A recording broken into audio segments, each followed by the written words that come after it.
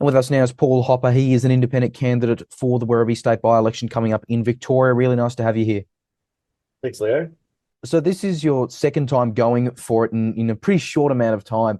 You were a candidate at the 2022 state election. What are you taking from that campaign into this one? Yeah, well, the last campaign was a short one for me as well. So I threw my hat in the ring late on that one, and that was just me coming to the party late. So preparation and whatnot were a bit short on, but we did, I think, a pretty good job. Last time around, I had a lot of support, ended up getting 5.5% of the vote. This time around, had a lot more time to think about it and prepare. But obviously, we've got a snap by-election with only a 4-week runway. So, and at a difficult time of year with, things, logistics, things like printers and so on being difficult to get a hold of and whatnot. So we're a little bit behind with preparation, but got a good team of people around me and ready to hook into it pretty hard. Yeah, I was going to say, it's a incredibly short time frame. When we're speaking, we only just found out the date for the by-election anyway, with about a month to go. Apart from getting your own message and your own platform out, I imagine there's going to be some work in terms of just letting people know that there is a by-election on. Yeah, I think there'll be a few people that don't even know, and with the first they find out about it when they get a $25 fine for not paying. Unfortunately, I think there'll be some people that, whether they're away or whatever, but look, it is what it is. There will be a lot of communication. There's already a lot going on, even in the last few days. So, myself will have a fairly aggressive marketing campaign and communication strategy. So we'll be doing all the main things: billboards, letterbox drops, door knocking, and so on. So just a lot of work to do just to be ready, getting uniform polo shirts, printed collateral, things like that. So on your Prepared. platform, sorry, go ahead. No, that's all good. Yeah, yeah. So on your platform, then what are you really standing on as the key issues? As a bit of a catch-all comment, we need change. We've had 41 years of Labor, and it's been a Labor fortress out here in the West. And I don't think that's healthy over time. And I think we're seeing that progressively in recent years with Victorian budget being in a sorry state, but yet and a lot of money being spent on enormous infrastructure projects, especially on the other side of town, but yet in the growth corridors like out here in Werribee, we continue to be underserviced in terms of roads, schools, health, policing, public safety, and whatnot. And it's just not fair. It's not fair that we get, an enormous portion, one of the fastest growing areas in Victoria, if not Australia, yet we don't have the allocation of resources to keep pace with that population growth. Do you worry that if it's another, Labor re-election, they stay in for, another what's less than 4 years to the next election now, that it's just going to be kind of, I think the argument's been made, further neglect, because, we're in the seat. We don't have to worry about it. We've won it. We don't, wait till the next election and see what happens. Yeah, it's why we can't afford this time around. That's why, even though it's only a short campaign, but I'll be going my very hardest this to get that message out there, that we've got to send a strong message to Labor that it's not on. You can't disrespect the western suburbs and the seat of Werribee like has been done.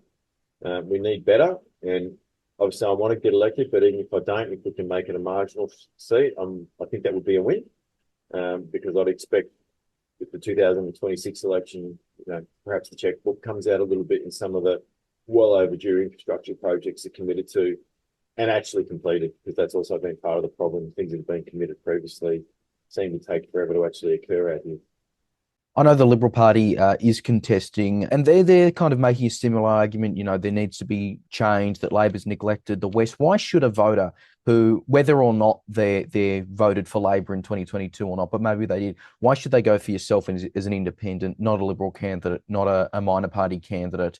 Not, of course, the Liberals undoubtedly are, if you just purely look at the 2022 figures, they are in a much better position to actually win the seat. They did make 2 PP last time. Yeah, I think my main important difference is that I'm actually independent, and I don't wake up any given day and actually want to be a politician. Sounds strange, but I've got a job, I've got a family, 4 kids, and a busy world and whatnot. But I genuinely am prepared to come forward to try and make change. So I don't have a personal agenda other than trying to stand up for my tribes people out here in the western suburbs and Werribee especially. And that's genuinely why I'm coming forward. So I don't have a personal agenda. I don't have a party agenda. Accountable to who? The people of Werribee, the local leaders of our community, and we've got a very diverse group, and I do connect quite diversely in amongst the different demographic sets in our wonderful, diverse area. So I think I bring a bit of unique ability to rally people to the cause and get input from broad corners of the local cohort. And if I can fluke it and get into Spring Street, that's how I would that's how I would steward that responsibility with really good inputs from all the local community leaders. It wouldn't be the Paul Hopper show, me getting in there and trying to pretend I'm some sort of genius. I'm not. I do listen well, and I am prepared to dive in and serve, and I think that's what makes me a bit unique. Even if obviously you did win the seat, Labor still has their majority in the lower house, a pretty comfortable one at that. Do you think you'd be able to get much done when, Labor does not need your vote? They wouldn't need your vote. And yeah, they could bypass any of your proposals at this point. Yeah, they could completely ignore me. They could.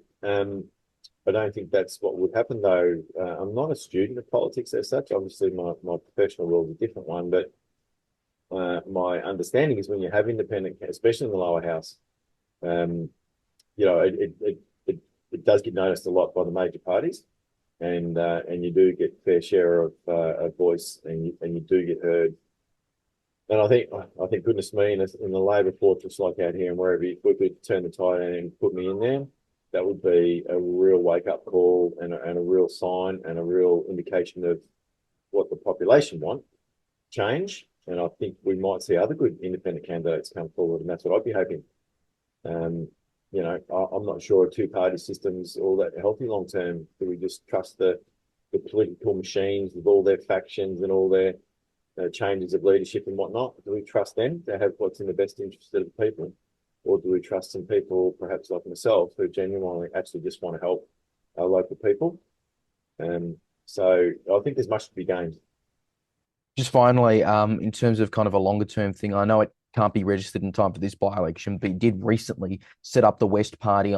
It sounds like you're wanting to, really build up that movement of outside the major parties in the West going forward, especially with the 2026 state election, as we've talked about.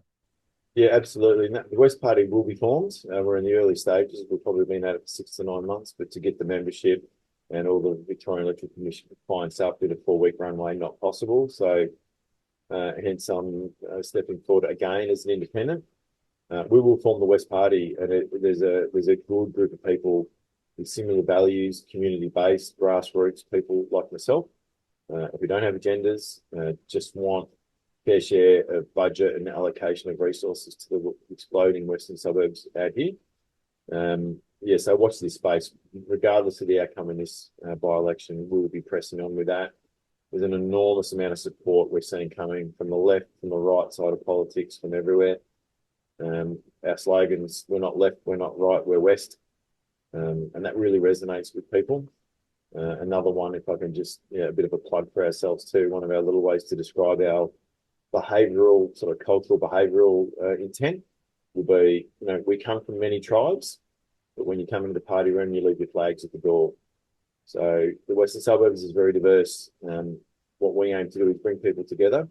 Don't bring your biases to the party room. Bring the interest of the whole Western Suburbs to our discussion and think through issues from that basis. Well, we look forward to covering that in the future. We'll cover this campaign in the by-election very closely. Really appreciate your time. Best of luck. Thank you. I appreciate it, Leo. Thank you very much.